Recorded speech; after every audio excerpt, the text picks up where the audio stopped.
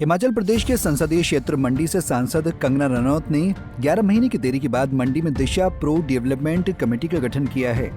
इसको लेकर हिमाचल सरकार में मंत्री विक्रमादित्य ने शिमला में कंगना रनौत पर निशाना साधा है। विक्रमादित्य सिंह ने कहा कि कंगना रनौत सांसद की जिम्मेदारियां नहीं निभा रही हैं।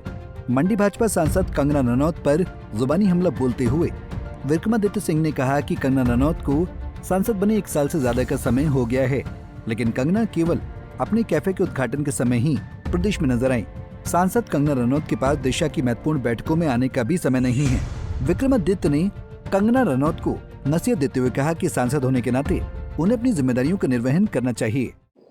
जो हमारी मोहतरमा है, माननीय सांसद है, मंडी से जो है चुनी हुई है, हमारी तो बड़ी बहन है, तो हम तो उनका बहुत मान सम्मान करते हैं। मगर दुख की बात है कि जब से वो चुनी गई हैं तब से वो मंडी संसदीय क्षेत्र से तो क्या पूरे हिमाचल प्रदेश से नदारद है। 2 बारी केवल वो मंडी में दिखाई दी। एक बारी जब उन्होंने अपना निजी रेस्टोरेंट जो है वो मनाली में खोला, और एक बारी जब वो किसी और बैठक के लिए आई थी। उसके बाद 1 साल में मंडी की जनता को कोई भी उनका जो है वो उनके दर्शन जो है वो मंडी की जनता को नहीं हुए हैं। जो दिशा की बैठक होती है, जो जिसमें सांसद ही उसकी जो है वो अध्यक्षता हर ज़िले में करती है, चाहे वो कुल्लू में है, चाहे वो मंडी में है, चाहे लाहौल स्पीति में है, चाहे आपके किन्नौर में है, तो उसमें भी उनको बैठने का समय नहीं है। तो ये मैं समझता हूँ कि मंथन प्रदेश की जनता को करना है। ठीक है, उन्होंने उनको जिताया, बहुत अच्छी बात है, मगर अब जब उनको साथ खड़े होने की बात है और साथ में विकासात्मक मुद्दों को उठाने की बात है, तो कितनी बार उन्होंने लोकसभा में हिमाचल के मुद्दों को उठाया, कितनी बार उन्होंने यहाँ पर आकर विकास के कार्यों को गति दी। इसका एक पूरा वाइट ब्यौरा, एक जो है इसका एक लिखित ब्यौरा जो है वो उनको लोगों के बीच में रखना चाहिए, और जनता इसको तय करेगी कि इस तरीके के जो समय समय पर जो केवल चुनावों के समय में लोग नज़र आते हैं लोगों के बीच में, उसका क्या भुगतान आने वाले समय में करने की आवश्यकता है। वक्फ बोर्ड संशोधन बिल पर प्रतिक्रिया देते हुए लोक निर्माण मंत्री विक्रमादित्य सिंह ने कहा कि कांग्रेस पार्टी और इंडिया ब्लॉक के घटक दलों ने सदन में मजबूती के साथ अपना पक्ष इस विषय पर रखा है। इसमें बहुत सारे विरोधाभासी पहलू हैं जिन पर काम करने की जरूरत है। विक्रमादित्य सिंह ने कहा कि सरकार को संवैधानिक ढांचे में रहकर काम करने की जरूरत है। बिल संविधान के ढांचे के अनुसार नहीं है। जो वक्फ बोर्ड का अमेंडमेंट संशोधन बिल जो लोकसभा में पास हुआ है, इस पे कांग्रेस पार्टी ने अपनी बात को पूरे स्पष्टता से रखा है, और कांग्रेस पार्टी के साथ साथ सभी और दल, विपक्षी दल जो इंडिया ब्लॉक के हैं, चाहे वो तृणमूल कांग्रेस है, चाहे वो डीएमके है, चाहे वो एआईडीएमके है, चाहे वो आरजेडी है, आम आदमी पार्टी है, सब ने इस मसले को पूरे मजबूती के साथ रखा है। और सब ये चाहते हैं कि रिफॉर्म्स हो, देश आगे बढ़े और उसमें हर तरीके से कार्य हो, मगर पारदर्शिता से होना चाहिए। इस पे बहुत से जो है पॉइंट्स, बहुत से जो विरोधाभास चीज़ें इसमें निकल कर आ रही हैं।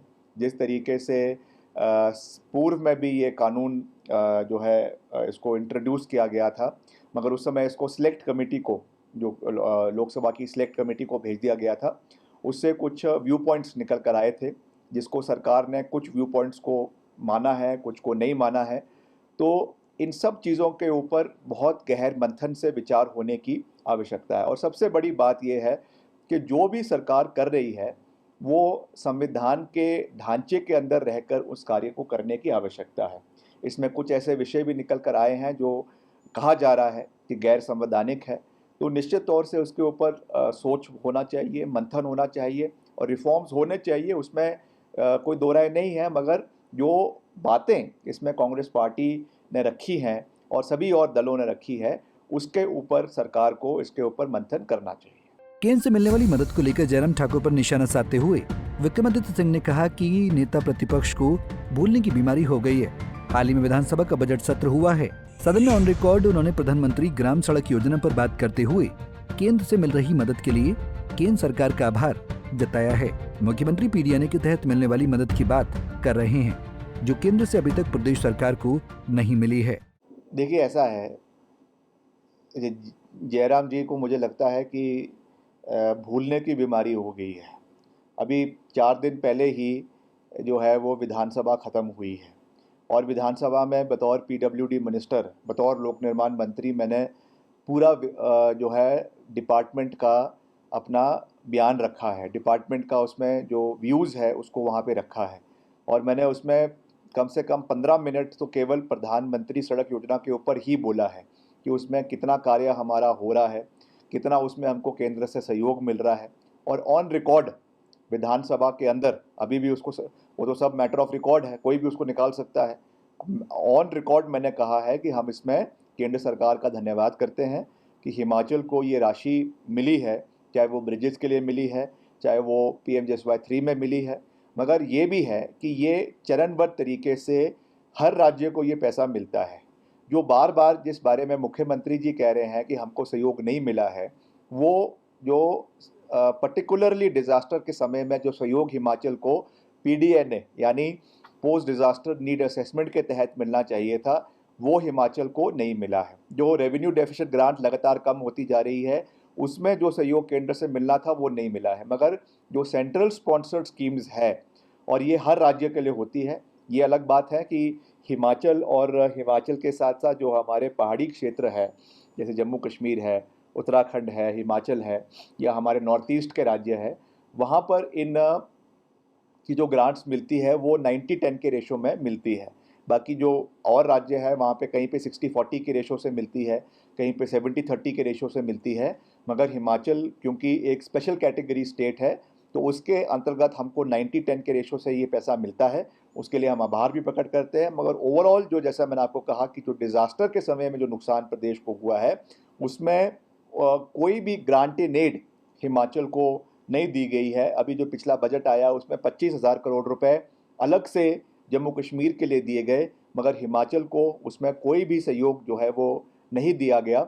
ये बात मुख्यमंत्री जी ने विधानसभा के अंदर भी रखी है, हमने भी रखी है। मगर जहाँ जहाँ सहयोग मिल रहा है वहाँ पर हम खुले मन से गडकरी जी का भी धन्यवाद करते हैं, प्रधानमंत्री जी का भी धन्यवाद करते हैं और हम चाहते हैं कि प्रदेश के अंदर एक सकारात्मक राजनीति हो। हमारा किसी से कोई व्यक्तिगत बैर नहीं है, हमारा किसी से कोई व्यक्तिगत जो है वो लड़ाई नहीं है, विचारधारा की लड़ाई है। और जहाँ तक हिमाचल के हितों की बात है, जब हमको मिलकर साथ चलना है, हम भाजपा के साथ भी मिलकर चलेंगे राष्ट्र हित में, प्रदेश हित में। मगर जहाँ पर विरोध करना है हिमाचल प्रदेश के लिए, वहाँ पर हम मुद्दों के ऊपर विरोध भी करेंगे, ये मैं कहना चाहता हूँ। पंजाब केसरी टीवी के लिए शिमला से योगराज शर्मा की रिपोर्ट। हमसे जुड़े रहने के लिए हमारे YouTube चैनल को सब्सक्राइब करें और नई वीडियो की नोटिफिकेशन के लिए बेल आइकॉन को दबाएं।